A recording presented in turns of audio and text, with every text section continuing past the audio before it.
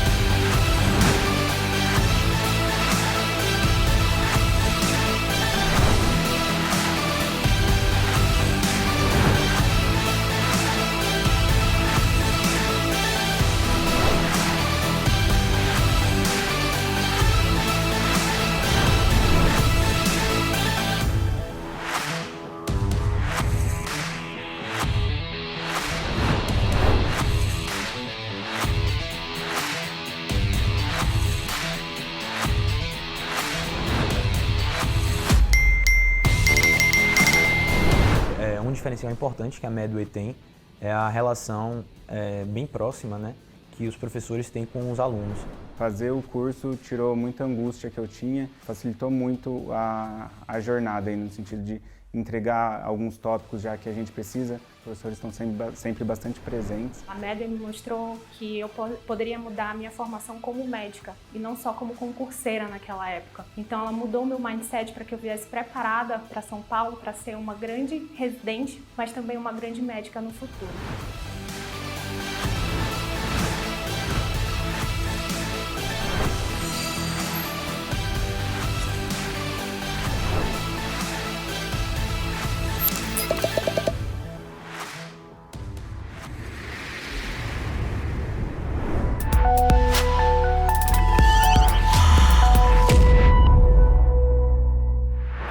Fala galera, muito bom dia, como é que vocês estão? Para quem não me conhece, eu me chamo Marina Pereira, sou médica sanitarista, fiz minha faculdade lá na Universidade Federal do Maranhão, sou de lá, sou maranhense mesmo, e vim fazer a minha residência em Medicina Preventiva e Social na Unicamp, logo sou médica sanitarista. Eu sou uma das professoras da Medway, muito bem-vindos vocês aqui no nosso segundo dia aqui da Maratona do R1. E estou aqui para falar primeiro para vocês sobre quem nós somos, quem é a Medway. A Medway, gente, é uma empresa de ensino médico e nós somos completamente especialistas em estudo direcionado. O nosso objetivo, a nossa metodologia, em todos os nossos cursos, é direcionar vocês o máximo possível para os assuntos que mais caem, para como as provas cobram os assuntos, porque a gente sabe que na medicina a gente tem assunto pra caramba. Só para vocês terem noção do tanto que a gente é bom, do tanto que a gente consegue direcionar os nossos alunos, olha só os resultados das nossas aprovações em 2022 no estado de São Paulo. Dentre essas aqui, na USP, USP Ribeirão, Unifesp, Unicamp e ANSP, 50% dos aprovados dessas instituições foram alunos nossos. E quando a gente vê o SUS São Paulo e o Sírio-Libanês, 1 em cada 3 aprovados é aluno nosso também. Ah, beleza, Marina, isso aqui é de São Paulo, mas e o resto do Brasil? Cadê? O que vocês vão fazer para o resto do Brasil? E aí eu tô aqui para te falar em primeira mão que a gente tá lançando os intensivos regionais. Então a gente vai ter o intensivo Enare, intensivo Minas Gerais, intensivo Paraná e intensivo Bahia. Para vocês saberem tudo sobre isso, tudo sobre os intensivos, estejam presentes na live de lançamento que a gente vai ter aqui no dia 31/7. Lá a gente vai tirar todas as dúvidas de vocês e vamos dar também alguns conteúdos super legais para vocês. E para vocês anotarem também os cursos dos intensivos vão estar disponíveis para vocês no dia 1º de agosto, então vocês vão ter bastante tempo aí até as provas para estudarem, para direcionarem o estudo de vocês nessa reta final aí das provas de residência. Galera, o que a gente vai ter aqui durante a nossa maratona do R1? A gente está tendo aulas direcionadas, que é o que a gente vai ter aqui já já, resolução de questões, vamos ter guias estatísticos e vamos ter também simulado. Guias estatísticos e simulados direcionados para as instituições. Os nossos guias estatísticos, neles a gente consegue direcionar vocês para os focos que mais caem, para que vocês tenham noção do que vocês precisam dar mais atenção durante o estudo de vocês. Hoje, eu vou dar para vocês uma aula direcionada do foco que mais cai aqui no PSU de Minas, no intensivo Minas Gerais. O PSU de Minas Gerais, o foco que mais cai dentro da preventiva, nada mais é do que a vigilância em saúde do trabalhador. Então, hoje eu vou trazer para vocês aqui um pouco sobre a legislação, vou trazer sobre a classificação de Schilling e aí vocês vão ter disponibilizado para vocês aqui ao vivaço, já já, a primeira aula do PSU de Minas da preventiva. Sobre a resolução de questões, hoje à noite às 18 horas, estou aqui de novo com vocês para resolver 5 questões do PSU desse foco, do foco da medicina, do trabalho, da vigilância em saúde do trabalhador, para que vocês vejam o tanto que é bom a gente direcionar esse estudo para vocês. Beleza? Então, voltando aqui para a maratona do R1, se vocês se inscreverem, vocês vão ter acesso, aqui a partir da maratona, podem ter acesso a um free trial, vocês vão poder testar por 7 dias o curso do intensivo regional. Então, vocês vão poder entrar lá, ver algumas aulas, óbvio que a gente não vai disponibilizar o curso inteiro, mas vocês vão poder ver algumas aulas, sentir como é o clima, sentir qual é a qualidade dos professores, e aí eu tenho certeza que vocês vão querer sim fechar o negócio e virar os nossos alunos para estar junto dos nossos alunos que conseguiram passar na residência que vocês tanto sonham. Além disso, lá naquela live que vai acontecer no dia 31, a gente vai ter sorteio para cursos e vamos ter também sorteio de inscrição de prova. Então, se você tem uma instituição preferida, a instituição que você quer passar, se ganhar esse sorteio, vamos pagar a inscrição dessa prova para ti. Por fim, vocês vão ter acesso ao antecipado e vão ter acesso às condições especiais para conseguir comprar o nosso curso aqui dos intensivos. Então, para se inscrever, clica aqui nesse QR Code, ou então clica no link aqui que está disponível na descrição para se inscrever na maratona e concorrer a tudo isso, conseguir participar de tudo isso aqui. Beleza? Então agora a gente vai ficar aqui com a nossa aula. Vamos lá para aprender sobre vigilância em saúde do trabalhador de acordo com o que cai no PSU de Minas Gerais, direcionadíssimo.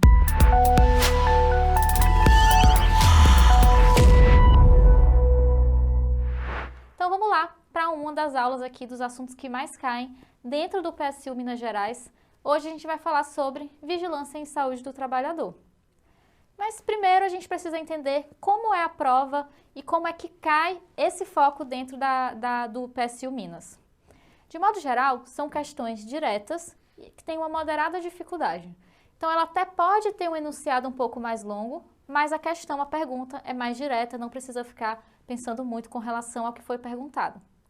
E aqui é essencial que vocês tenham atenção se o enunciado da questão trouxer a ocupação do paciente.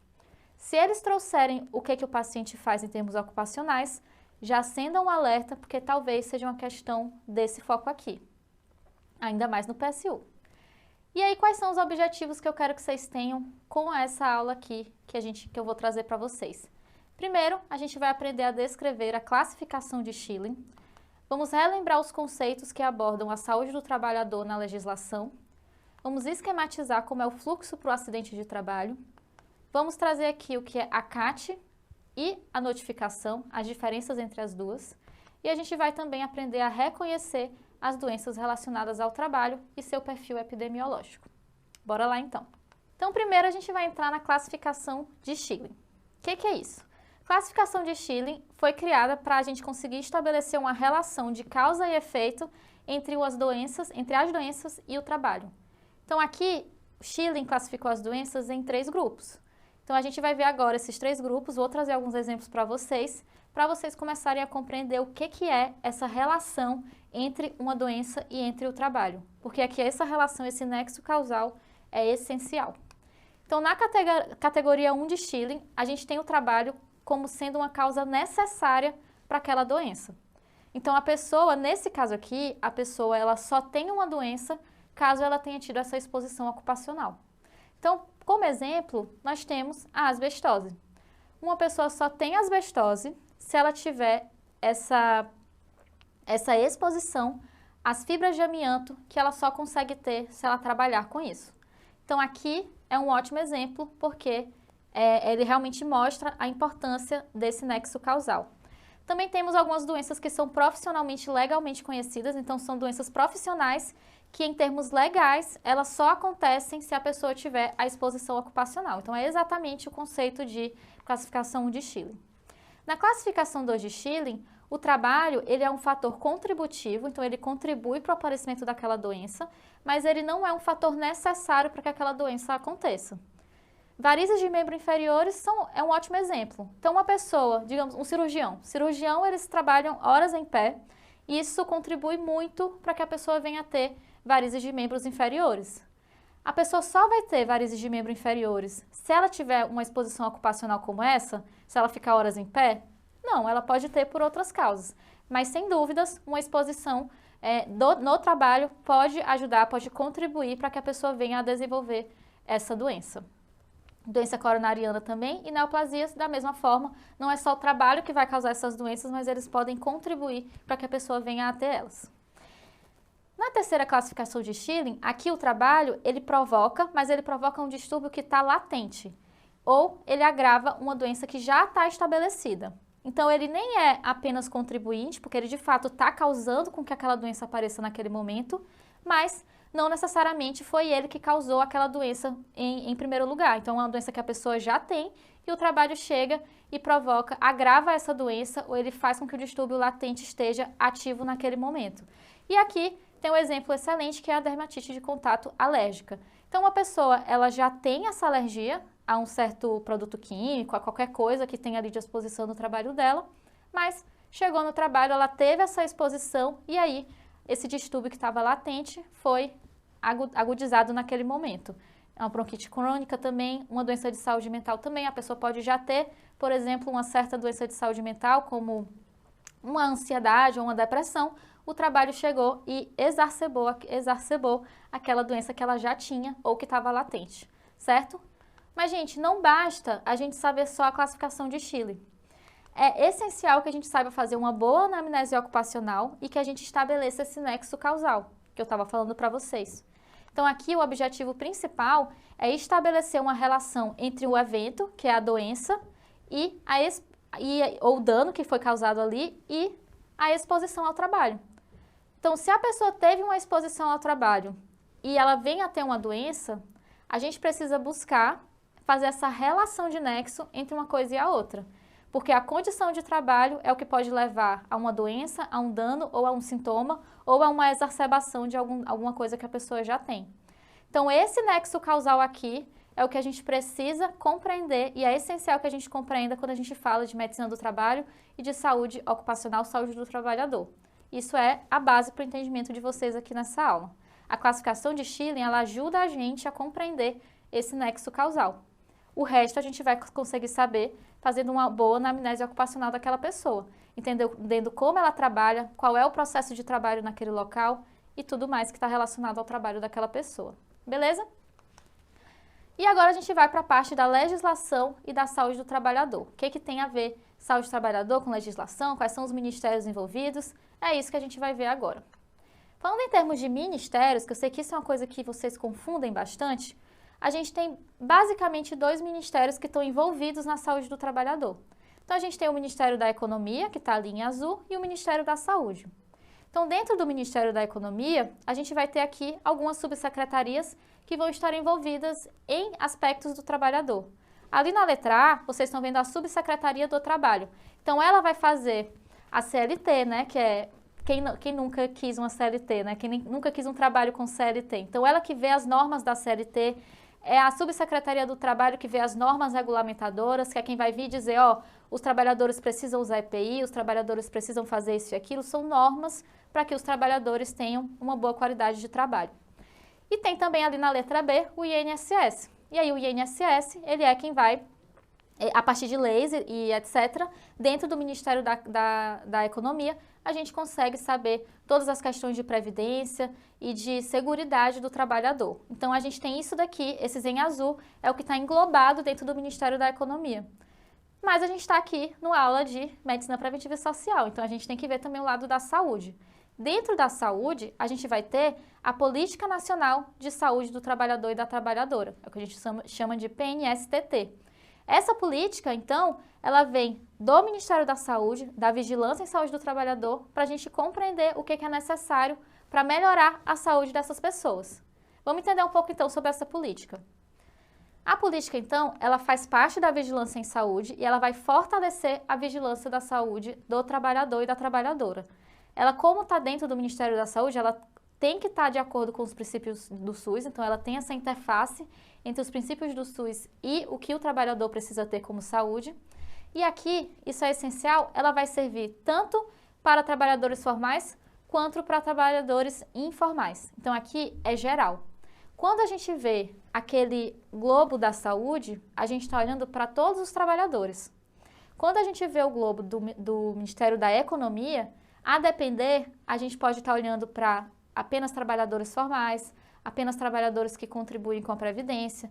Então, lá varia. Mas dentro do Ministério da Saúde, dentro da política de saúde, lembrem que o SUS é universal. A gente está olhando para todas as pessoas, para todos os trabalhadores. Então, agora a gente vai entrar na Previdência Social. Aqui, então, a gente já saiu daquele globo da saúde, a gente está voltando para o globo da economia.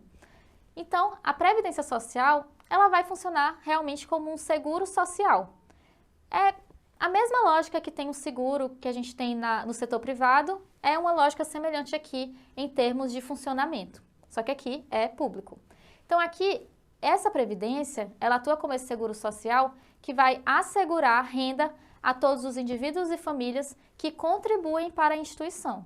Então só tem direito a esse seguro quem faz a contribuição constante ali para a previdência social. E ela assegura a renda quando? Porque a gente está trabalhando, por mais que a gente esteja contribuindo, a gente não está ganhando nada pela Previdência Social. A gente está recebendo o nosso salário normal. Quando é que eu vou ter direito a receber o meu seguro em termos de previdência? Em momentos de invalidez, em momentos de doença, de morte, idade avançada, então quando a pessoa se aposenta, tempo de serviço, prisão e maternidade. Então, nesses momentos aqui, eu vou ter direito ao meu seguro lá da Previdência Social. Mas quem são essas pessoas que têm o direito de fato, né? Quem são esses segurados? Os trabalhadores formais, porque é feito realmente a contribuição é feita dentro do salário da pessoa, então quando a pessoa recebe o salário já tem a parte que é contribuída. Empregadas domésticas da mesma forma, trabalhadores rurais e autônomos, desde que eles contribuam também para a Previdência Social. Além disso, a Previdência, ela abrange a CLT, então como eu falei para vocês, quando a pessoa tem um trabalho formal, ela já contribui de forma indireta para a Previdência Social, ou melhor, de forma direta para a Previdência Social, por isso que a Previdência acaba que abrange a CLT também, e ela dá um acesso a diversos benefícios, e são esses benefícios que a gente vai ver agora. Não se preocupem, sei que vocês têm medo desses benefícios, a gente começa a falar B31, B não sei o que, e vocês já ficam malucos, mas estou aqui para facilitar a vida de vocês.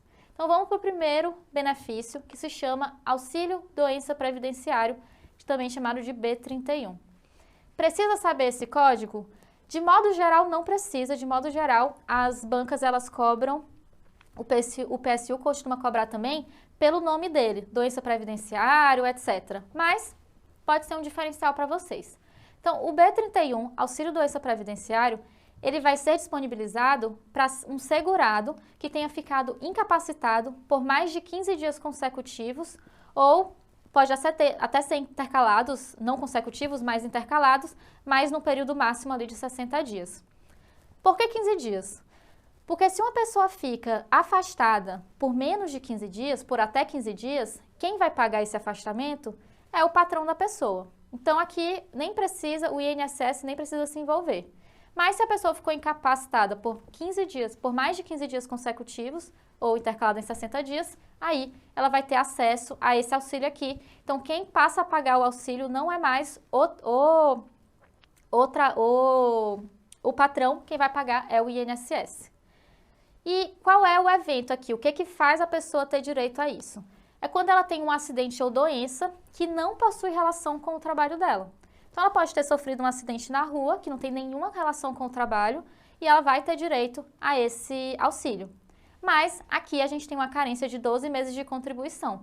Então a pessoa precisa estar contribuindo por 12 meses para que ela venha a poder utilizar esse auxílio aqui e esteja realmente possibilitada de receber esse auxílio.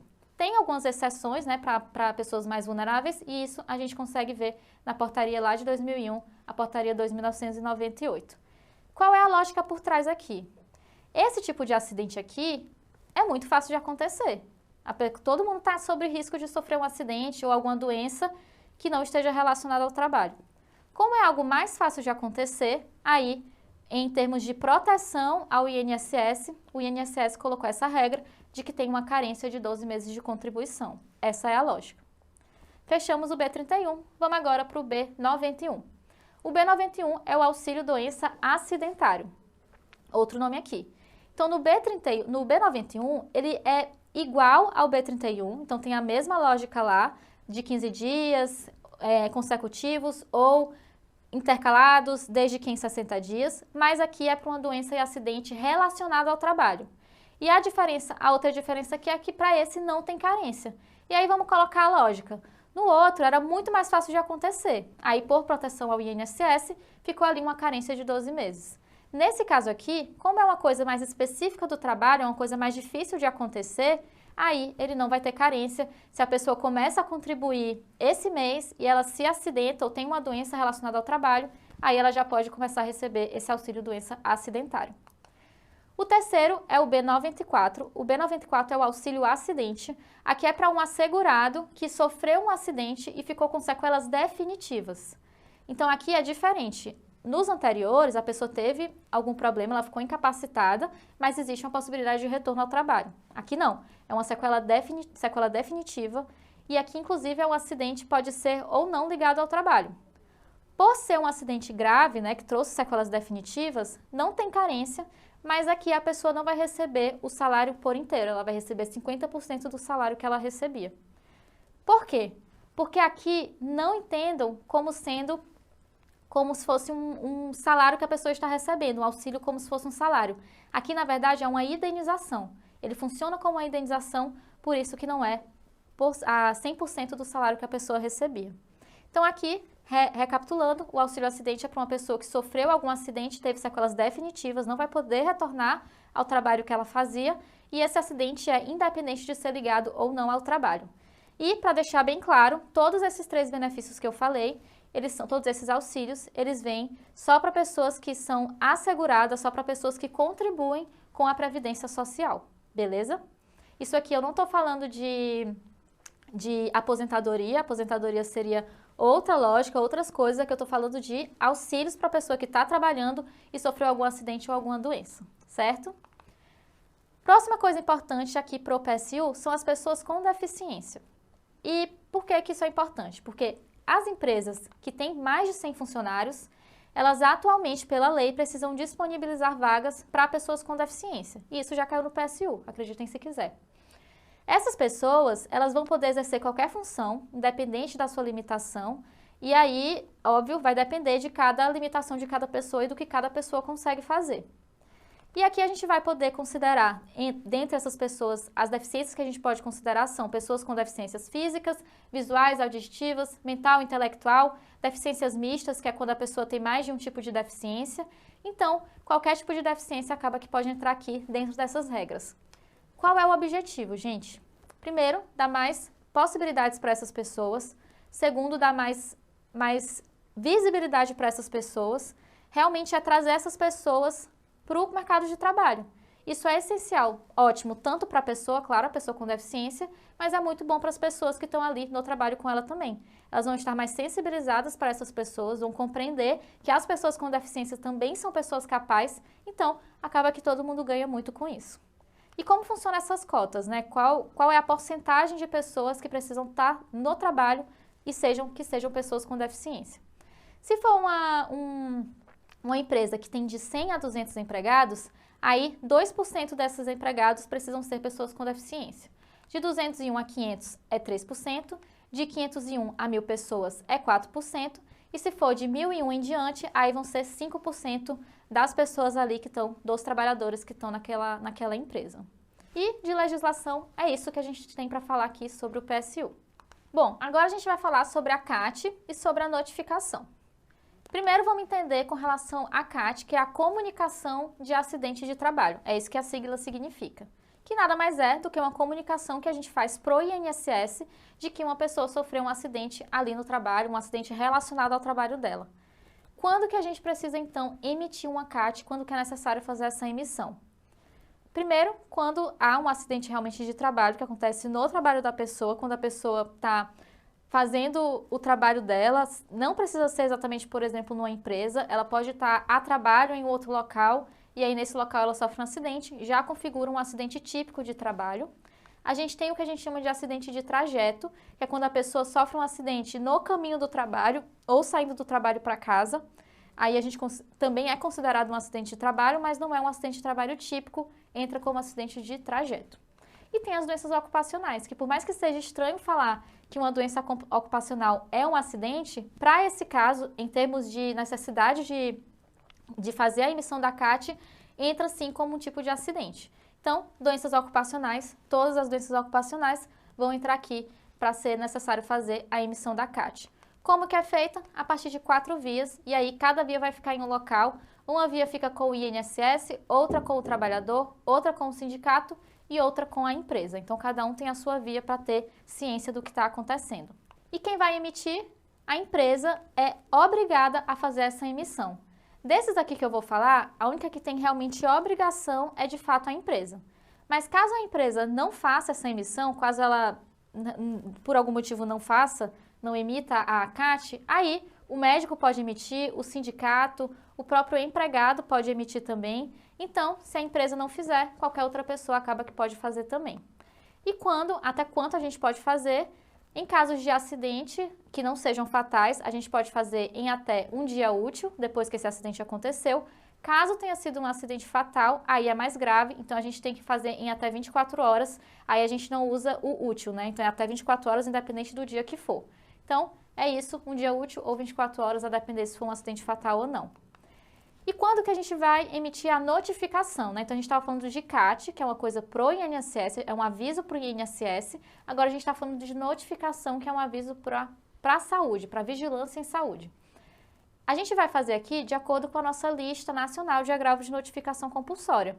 E lá a gente tem 2 linhas, 2 agravos em que a gente precisa notificar, que são relacionados ao trabalho. A gente tem a exposição a material biológico.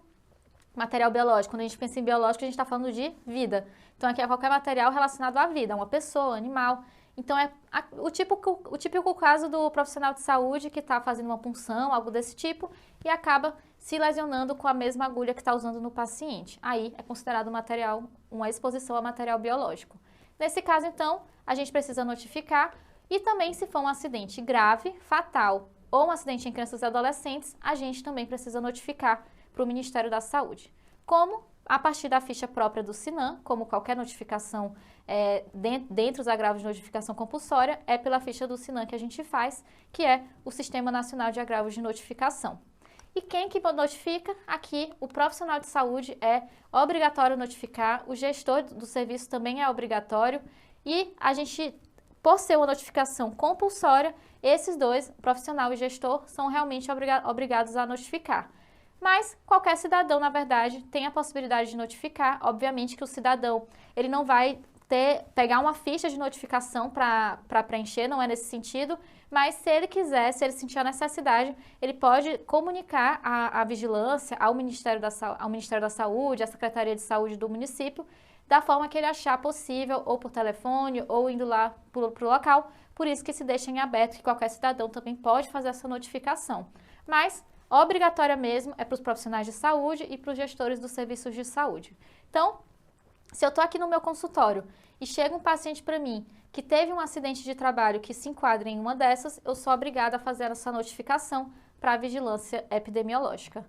Em que tempo? Quanto tempo que eu tenho para fazer isso? Nos casos de exposição a material biológico, eu tenho até uma semana desde que eu identifiquei o caso e tem imediata, ela é imediata apenas para a Secretaria Municipal, não precisa ir para as outras instâncias, para aquelas outras situações ali, a situação de acidente grave, fatal ou em criança e adolescente. Então, para acidente grave ou fatal, imediata, em até 24 horas, desde que eu identifiquei o caso, e caso seja exposição a material biológico, eu tenho aí uma semana ainda para fazer, não precisa ser tão imediata assim. Para quem que eu vou fazer isso?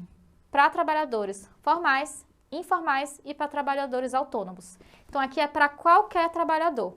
A CAT, por ser uma notificação pro INSS, eu vou fazer só para os trabalhadores formais. Aqui na notificação não interessa, eu faço para todas as pessoas, fechou? Então, de CAT notificação, finalizamos. Bom, e quais são as doenças ocupacionais, né? Agora a gente vai falar sobre elas. Doenças ocupacionais são as doenças que, pela ocupação, essas doenças apareceram. Então, dentre elas, a gente tem a perda auditiva por ruído, que é quando a pessoa tem uma exposição a um ruído que faz com que ela tenha uma perda auditiva. As dermatoses ocupacionais, elas têm uma exposição a algum agente, algum fator que causa uma dermatose, uma doença dermatológica. As pneumoconioses, as LER ou DORT, que são doenças osteomusculares relacionadas ao trabalho. Os transtornos mentais relacionados ao trabalho.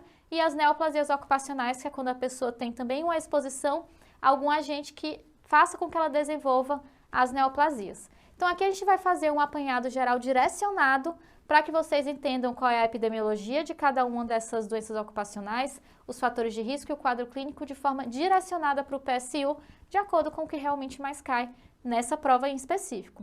Então, primeiro a gente vai falar sobre as LER-DORT, como eu falei, são doenças osteomusculares relacionadas ao trabalho. LER-DORT é uma síndrome, então é uma doença sindrômica, é um quadro sindrômico. Então ali a gente vai ter várias doenças envolvidas, mas o que a gente nem precisa realmente de fato identificar qual é a doença específica. O que a gente precisa compreender essencialmente é que aquilo é relacionado ao trabalho. Sabendo disso, a gente sabe que é uma LER-DORT, a gente sabe o que fazer para melhorar aquela situação. Epidemiologicamente, essa é uma doença que é muito mais comum em mulheres, porque as mulheres costumam ter ocupações mais relacionadas às LER-DORT. Por exemplo, costureiras, pessoas que trabalham como recepcionista, que tem que ficar muito no computador. Então, essas ocupações são muito mais prevalentes para que a pessoa tenha a LER e a DORT. Como fator de risco, a gente tem movimentos repetitivos com utilização excessiva do mesmo grupo muscular. Então, se uma pessoa ela passa muito tempo no computador, por exemplo, ela vai estar sempre fazendo o mesmo movimento. Isso pode causar uma LER-DORT. E um quadro clínico típico, ele tem um caráter insidioso, é uma dor crônica e uma fadiga muscular. E a gente percebe na clínica que ele está relacionado ao trabalho. Aqui, gente, vamos voltar para o que eu falei do nexo causal. É essencial que a gente compreenda que essa coisa que a pessoa está sentindo está relacionada ao trabalho. Vamos fazer esse nexo. Se ela me traz uma questão que piora, um sintoma que piora quando ela está no trabalho, isso já me acende o alerta. Existe grande probabilidade de ser uma doença ocupacional. Agora, com relação aos transtornos mentais relacionados ao trabalho. Então, aqui a gente separou dois, o transtorno do estresse pós-traumático e a síndrome de burnout.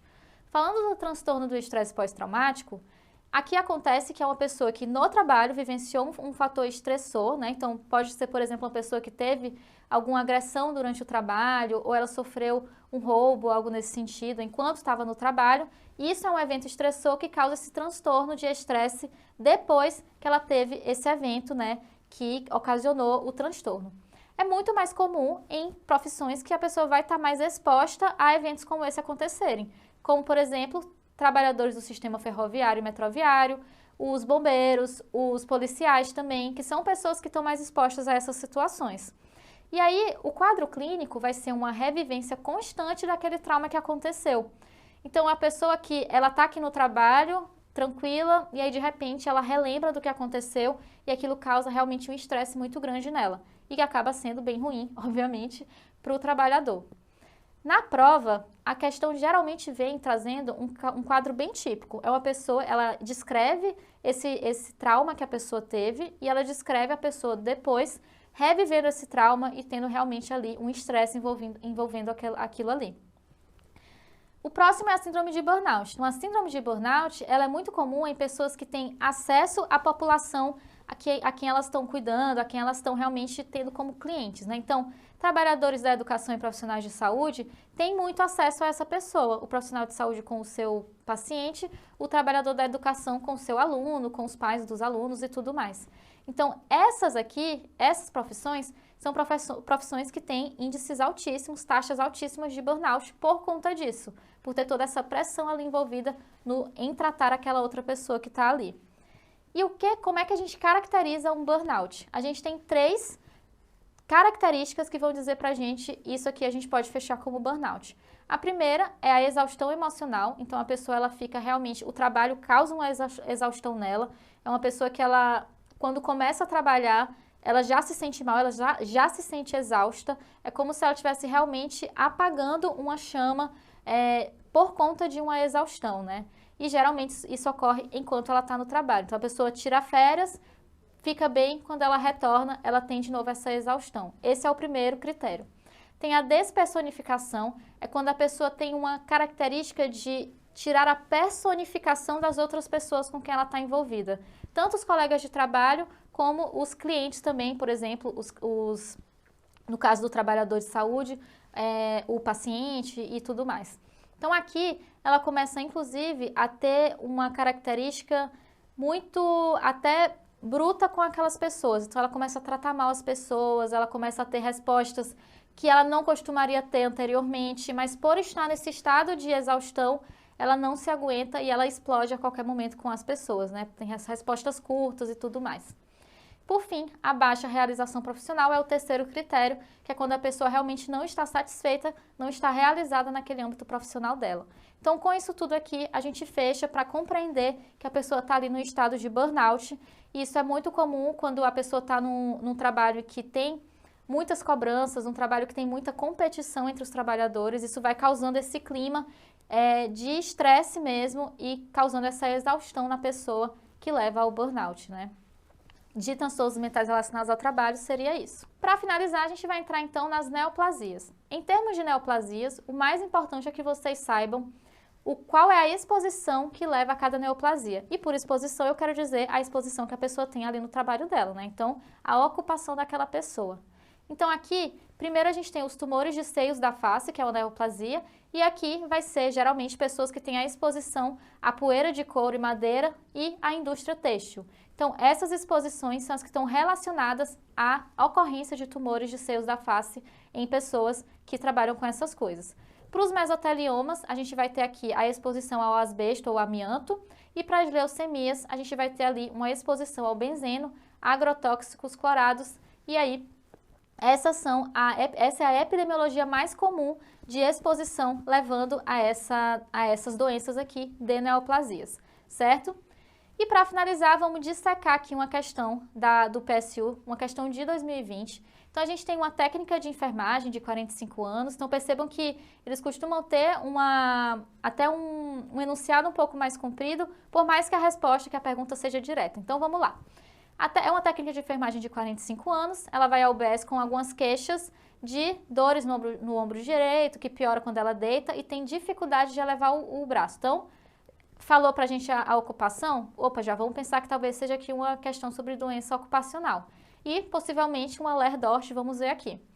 E aí, ela fala que esses sintomas se iniciaram há 12 meses, nega alguns outros episódios semelhantes no passado, tem percebido e ela já recebeu um diagnóstico de tendinite no ombro quando ela estava atendendo numa UPA, onde foi medicada com analgésico, anti-inflamatório, encaminhada para segmento na UBS. Então, ela passou pela UPA e teve aí esse diagnóstico de tendinite no ombro.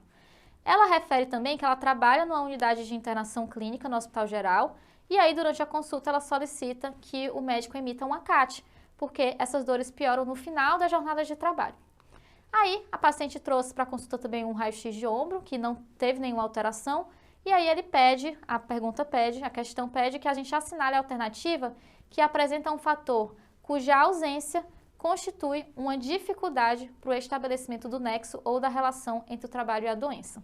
Ou seja, qual das 4 coisas que eu vou falar, se a gente não tiver ela, se a gente tiver sem essa questão, vai me dar trabalho para estabelecer o nexo ou a relação entre o trabalho e a doença. Vamos ver então as alternativas. Então aqui ele trazia na letra A uns dados de levantamento ambiental no âmbito da higiene do trabalho. Então aqui a ideia seria, você tem que perguntar para essa paciente quais são os hábitos que ela tem no trabalho. Ela usa EPI, ela faz tal coisa, ela senta da forma correta. E aqui não. Isso aqui não é necessário para eu fechar como realmente sendo uma coisa, tendo esse nexo causal entre uma coisa e outra. Inclusive aqui pode até levar uma certa culpabilização da pessoa de que ela deveria estar usando os EPIs, deveria estar fazendo tudo corretamente, mas na realidade isso é uma obrigação da empresa ou do serviço da pessoa e não só da pessoa. Claro que tem que ter a corresponsabilização, mas em resumo, não é necessário esses dados para que a gente feche esse nexo causal. Na letra B, fala de estudos epidemiológicos sobre aquele posto em específico do trabalho. Aqui ia dificultar muito a gente de conseguir achar qualquer nexo causal entre uma ocupação e uma doença, né? Porque, poxa, se para tudo a gente precisasse fazer um estudo, ia ficar bem difícil, então a letra B está fora também. A letra C fala sobre a identificação de fatores de risco para a tendinite de ombro aos quais a trabalhadora estaria exposta. Então aqui está falando que faltou a gente identificar no trabalho dela alguma coisa que ela faça, algum fator de risco naquele trabalho que me leve a crer que ela tem uma tendinite por conta do trabalho dela. É isso mesmo. A gente não tem essa informação de forma nenhuma. De modo geral, trabalhadoras de enfermagem, o pessoal, os técnicos de enfermagem, eles não têm uma exposição específica a LER e DORT, a não ser que ela trouxesse para a gente explicando alguma coisa que ela fazia de errado. Às vezes até uma própria forma como a pessoa abre uma porta, às vezes tem um armário que é mais pesado no local e é um armário que a pessoa precisa abrir muito, mas isso não é específico dos técnicos de enfermagem. Aqui ela teria que trazer uma especificidade do ambiente dela em si. Então faltou isso, faltou esse fator de risco ali no trabalho dela para a tendinite de ombro. E vamos ver a letra D. Um reconhecimento legal da tendinite de ombro como doença relacionada ao trabalho. A tendinite de ombro, ela entra dentro daquela síndrome de LER e DORT. Então aqui não, isso já é reconhecido, então qualquer doença osteomuscular pode ser considerada uma LER-DORT desde que tenha essa relação com o trabalho. Fez sentido? Então a gente ficava com a letra C.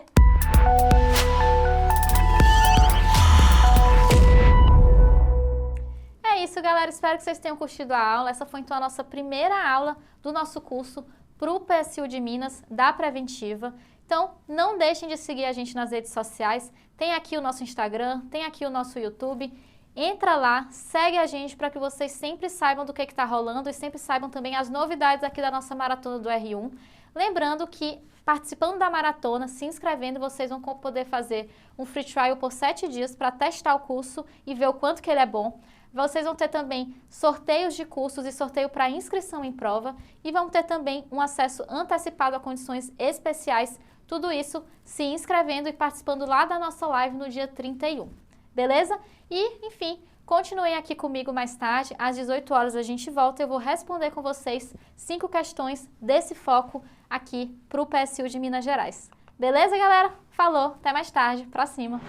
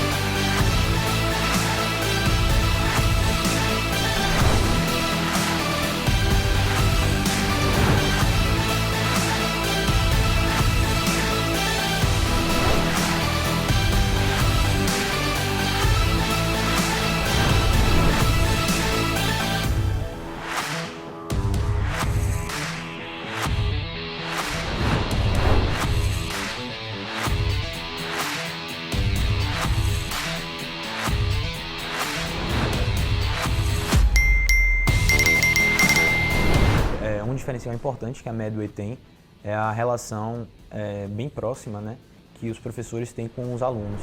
Fazer o curso tirou muita angústia que eu tinha, facilitou muito a jornada, aí, no sentido de entregar alguns tópicos já que a gente precisa. Os professores estão sempre bastante presentes. A Medway me mostrou que eu poderia mudar a minha formação como médica e não só como concurseira naquela época. Então ela mudou o meu mindset para que eu viesse preparada para São Paulo, para ser uma grande residente, mas também uma grande médica no futuro.